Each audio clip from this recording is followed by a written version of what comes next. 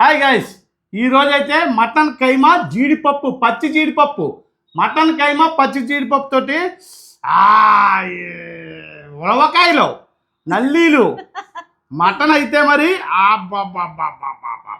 సూపర్గా కొట్టించాను. పోతు మాసం ఈ కైమా పచ్చి జీడిపప్పు ఉండటమ్మా వండేస్తానికి రెడీగా బేగా ఉండే 11 అయిపోయింది.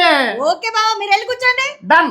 ముందుగా పాన్ లో ఆయిల్ వేసుకుని పచ్చిమిర్చి ముక్కలను వేసుకుని వేగాక అదే ఆయిల్లో ఉల్లిపాయ ముక్కలను వేసుకుని సాల్ట్ వేసుకుని బ్రౌన్ కలర్ వచ్చేంత వరకు వేపుకొని దాంట్లో అల్లం వెల్లుల్లి పేస్ట్ ను మసాలా పౌడర్ ను వేసుకుని బాగా కలుపుకొని ఇవి మగ్గాక టమాటా ముక్కలను కూడా వేసుకుని కొంతసేపు మీడియం ఫ్లేమ్ లో మగ్గించాలి. ఇప్పుడు శుభ్రంగా కడిగి పెట్టుకున్న కైమాను దీనిలో వేసుకుని బాగా కలుపుకొని సరిపడా సాల్ట్ వేసుకుని ఇప్పుడు మన కూరలకి రుచినిచ్చే సీక్రెట్ ఇంగ్రీడియంట్ అయిన ట్రూ చిల్లీ కారాన్ని అయితే వేసేసాను. నేను ఈ కారాన్ని ఎందుకు వాడతానంటే వీళ్ళు ఎటువంటి కలర్స్ కానీ ప్రిజర్వేటివ్స్ కానీ లేకుండా నేరుగా మిర్చి రైతుల నుంచే మంచి మిర్చిని ఎంపిక చేసుకుని పాత అమ్మమ్మ నానమ్మ కాలం నాటి సాంప్రదాయ పద్ధతిలో ఈ కారాన్ని అయితే తయారు చేస్తారు. ఇప్పుడు మూత పెట్టుకుని కొంతసేపు మగ్గించుకున్న తర్వాత మూత తీసుకుని కైమా ములిగేంత వరకు వాటర్ పోసుకుని కుక్కర్ మూత పెట్టుకుని మటన్ కైమాను బట్టి విజిల్స్ పెట్టుకోవాలి. తర్వాత కుక్కర్ మూత తీసి పచ్చి జీడిపప్పును వేసుకుని నీళ్లు దగ్గరగా అయ్యేంత వరకు మగ్గించుకుంటే కైమా పచ్చి జీడిపప్పు కర్రీ రెడీ అయిపోయినట్టే.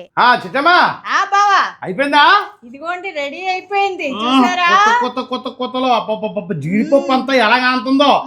అబ్బబ్బబ్బబ్బబ్బా, నా ఉలవకాయలు అయ్యి కొత్తిమీర వేసినా మరి వేసేయండి. మరి మీ చేత వేసేస్తున్నాను చూడు, ఇగో కొత్తిమీర జల్లేస్తున్నాం కలిపే. మరి మీకు నచ్చినట్టయితే ఒక సబ్స్క్రైబ్ చేయండి.